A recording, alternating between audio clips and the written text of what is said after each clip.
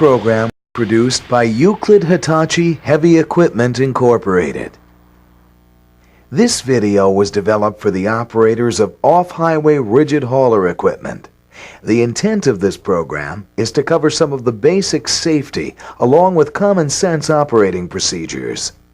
Since job conditions can vary from one location to another, it is important to be familiar with some of the situations that could arise at any job site.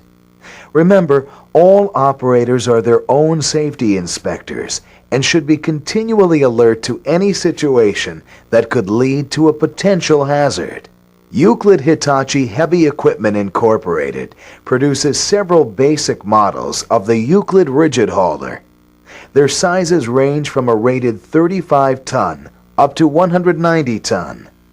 Some of the haulers are powered by diesel engines and automatic transmissions, while the larger models such as the 170 and 190-ton units are diesel-powered, assisted by electric drive motors in the rear wheel assemblies. Here we see a view of the R60 dumping a load of material. All of the Euclid dump bodies are heated by continuously routing the exhaust through the dump body to help shed wet and sticky material, especially during the cold temperatures when the loads tend to freeze up quickly. When traveling the haul road, it is essential that a safe distance is maintained between machines. Here we see a couple of loaded R170s coming up and out of the mine pit. Note the safe distance between the two haulers, even on an uphill climb and fully loaded. Never tailgate the hauler in front of you. Here are a pair of R170s at a typical mine operation. The hauler being loaded has backed in close to the shovel to minimize loading time. The other hauler is ready to back into position as soon as the first unit pulls away. Utilizing both sides of the shovel in this manner can speed up the loading cycle considerably. Every Euclid hauler is shipped with an operator instruction manual. These booklets illustrate all of the instruments and gauges, explain basic operation and daily maintenance, and provide many safety tips and procedures. An additional source of basic operation and safety is the operator training videos that are available for most of the models of haulers. Consult your publications manual or your distributor regarding ordering procedures. Safe operation of the rigid haulers starts with the operator being thoroughly familiar with all of the controls and gauges within the operator's cab. Once again, all of this information is available in the operator's instruction manual, and for new operators, a 1 or 2 day operator training course should be scheduled prior to actual work environment operation. Remember that safety begins with the operator, and proper dress is an important part of operator safety. Such items as safety glasses, hard hats, and steel-toed shoes are some of the more common safety attire that is required at most mine or construction sites. Always wear clothing that fits well. Loose-fitting or baggy clothing can tangle or snag in equipment and cause injury or accidents. The operator should know the capabilities and the limitations of the equipment that he operates. After reading the operator instruction manual, viewing the operator video, or actual hands-on operator training, the operator should thoroughly understand the function of all the gauges, instruments, and controls of the machine. Be sure to review all of the safety features on the machine and understand how to use it properly. And remember, the machine should be operated only if everything is in proper working condition. Always alert your supervisor, maintenance department, or responsible personnel of any functions or controls that are not operating properly. It is very important for the operator to know and understand the working area. The condition of the haul roads, such as holes, mud, ice, obstructions, heavy traffic areas, dust, or fog, should all be considered before setting out for the first load. The operator should learn the signals and traffic rules that are established by each specific job site. Obey these rules and pay close attention to all signal personnel. It's important that the operator always signal his intentions and change of direction when operating the unit. Bad driving habits, such as daydreaming, speeding, tailgating, or driving on the wrong side of the haul road, can cause serious accidents. Remember, many people at the work site are depending upon you for their safety. Be prepared for emergencies. Good planning and quick reactions may overcome a dangerous situation.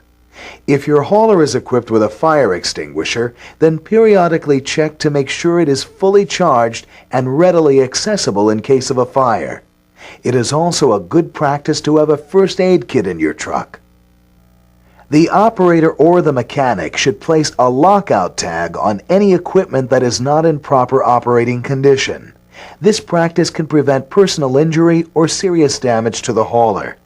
If the operator is uncertain about the operating condition of a machine, he should check with his supervisor prior to starting the machine. Many times it is the operator's responsibility to check and maintain the proper coolant level of his unit. Remember, the radiator is pressurized, and the coolant may be extremely hot if the machine has been operating. Hot fluid can cause severe burns if care is not taken to remove the pressure cap slowly to release the pressure. Tire inflation should be checked daily or during each shift. Running underinflated tires causes tire wear and also affects the performance of the unit. Tires should be checked for cuts, bulges, and abnormal wear. A blowout at any speed can be very dangerous and require considerable skill to bring the unit to a safe stop. The dual wheels in the rear of the unit should be equally inflated. The rock ejector between the rear duals should be maintained in good condition. A rock thrown out from a set of dual wheels can injure someone or damage a piece of equipment. Never smoke around a fueling area or when checking or adding fuel. All ladders, steps, walkways, and cabs should be kept clean. Remove all mud, ice, or any other material that might collect in these areas. Serious injuries can result from falling off a piece of equipment. Use the three-point position when using ladders. The three-point position requires either 2 hands and 1 foot in contact with the handrails and steps, or 1 hand and 2 feet in contact with the handrails and steps. Make sure all the lights on the machine are operating. This is especially important during night driving, fog, or bad weather conditions. Never start a machine in a building unless there's proper ventilation of the exhaust. Remember, exhaust fumes are deadly. A pre-start inspection should be part of a daily routine on every piece of equipment.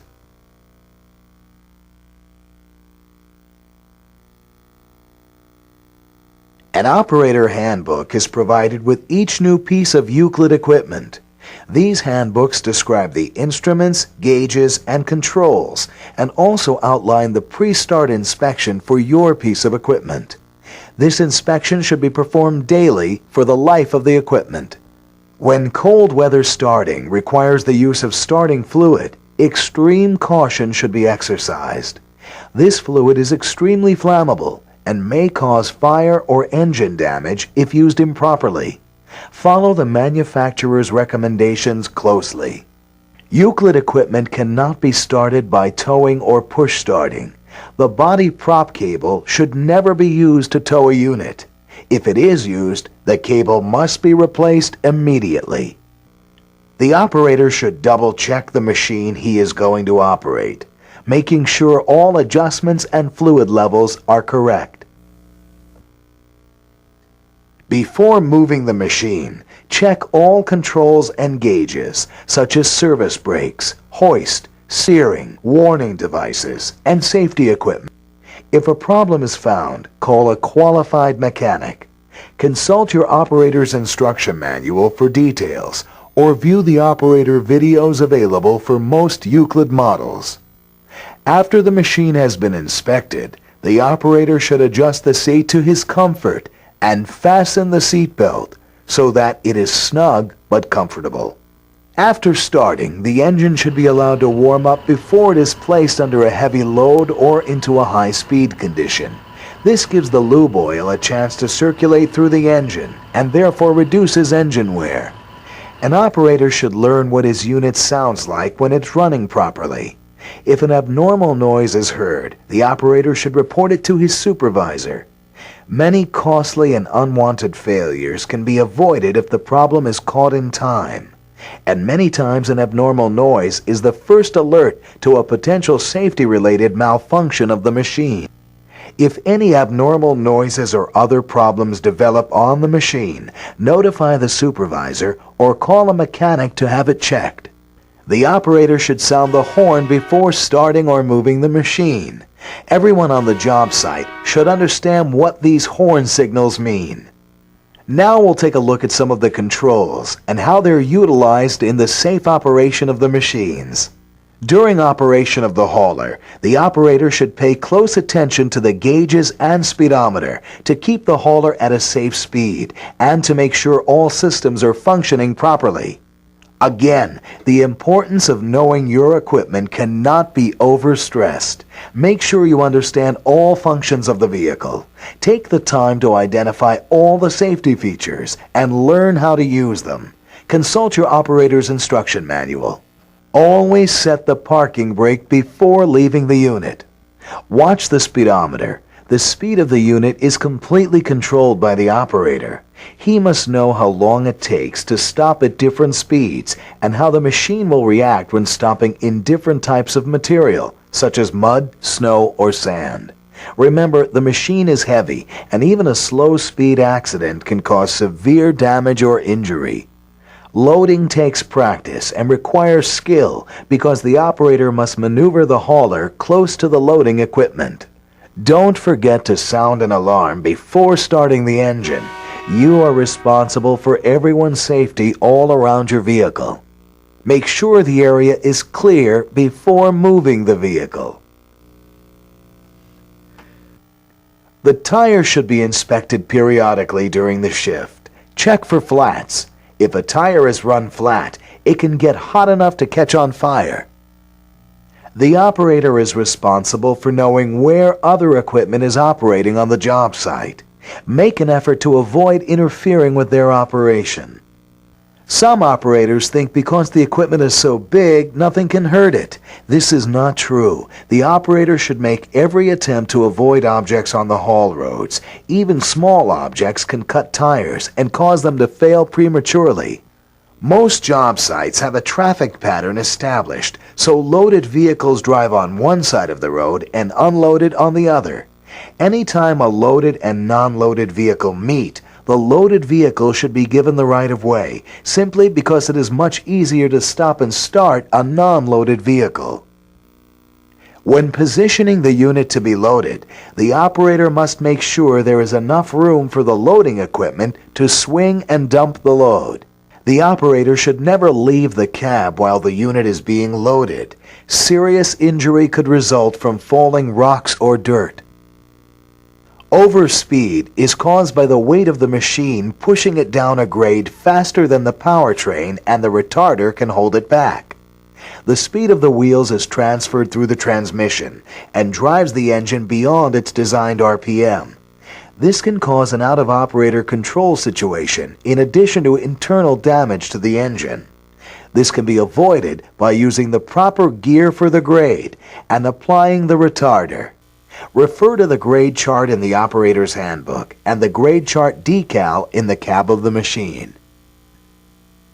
This shows what can happen during an overspeed condition. There is a strong possibility the engine and transmission may be damaged. The brakes will be exposed to severe wear and excessive heat because the operator must rely on them to stop or slow the unit. The operator should maintain a safe distance between vehicles. A safety guideline of 2 vehicle lengths per each 10 miles per hour or 16 kilometers per hour will give the operator sufficient time to react to situations that may arise. The headlight should be used anytime visibility is restricted by rain, fog, dust, snow, or darkness, or as directed by operation. The operator should pay close attention to signal personnel. They control the traffic flow of the entire work area. The operator should only pass another machine if the haul road is clear and the hauler has sufficient power to pass without endangering either machine. However, your local operations rules on passing another machine should always be followed. Dumping is one of the most important phases of operation for the operator. The operator should always watch the spotter when backing up to dump a load. This is especially important when dumping over a high wall or drop-off. When dumping into a crusher or hopper, the operator must be careful to avoid rubbing the inside tires on any protective rails or timbers. Make sure the backup lights and reverse alarm are working before taking the machine to the worksite. When backing up, always make sure the area behind you is clear of personnel or other machines. Shift to neutral and set the load dump brake. Make sure the rear wheels are level before starting to raise the body. A great deal of stress is applied to the body pivot pins, hoists, and frame if the rear wheels are not level when raising the body. When dumping a load, don't jump dump by hitting the rear wheels against something, pulling forward quickly, or jerking the body control lever. This will cause undue stress on many parts of the unit. Watch for soft material at the edge of a drop-off. If there's no spotter present, make sure the unit is kept away from the edge. After a load is dumped, the hoist control lever should be put in the float position, and the body should be lowered all the way down to the frame before moving the machine. Moving the machine with the body off the frame can cause severe strain and possible damage to the hauler. Anytime the body is not being controlled, the hoist lever should be in the float position. Never operate the hauler with the hoist control in any other position. Parking a hauler should be done very carefully so the machine can be left safely unattended. Always set the parking brake before leaving the operator seat. Failure to do so can cause a runaway machine. Also, remove the keys from the unit. Some job sites provide parking ditches to park the haulers overnight. If a parking ditch is not provided, it's a good idea to use chock blocks at all wheels to make sure the hauler won't move when parked. When parking a disabled hauler, the operator should put out markers to let other operators know it's there before they come to it. Use flags during the day and flares at night. After working a hauler, there are a few things the operator must do before shutting the engine down. First, the transmission should always be shifted to neutral before shutting down the engine. Then, apply the parking brake. The engine should be cooled by allowing it to idle for a few minutes before shutting it down. This dissipates the heat stored up in the engine through the cooling system of the unit. This is especially important in extremely cold weather, where in severe cases, engine parts can cool at different rates and cause damage to the engine. After cooling the engine, turn the master switch off. Remove the key. Don't leave the key in the master switch. Never leave a machine unattended with the engine running. Here are a few more safety hints that we feel are important to operator and machine safety. The tire pressure should be checked daily and maintained at the recommended pressure. When adding air to the tires, the hose should have an air chuck with an extension hose on it, so you can stand behind the tire. If during your daily tire pressure check you find one tire is always low, this is a good indication there's a leak, which should be found and repaired before working the unit. All tires should be checked to make sure nothing is rubbing. During normal operation, the tire should not contact any part of the unit. Never use an open flame to check anything on a unit. If a light is needed, always use a flashlight. Wear the proper clothes for the job and keep clothing away from moving parts. When checking any system or fluid level that requires removal of a cap, remove it slowly to allow any built-up pressure to be relieved. All of the controls for safe and efficient operation are at your fingertips. Understand what they do, learn how to use them, take advantage of tips we've discussed in this program, and you will become the key safety device in an unbeatable team. Euclid and you.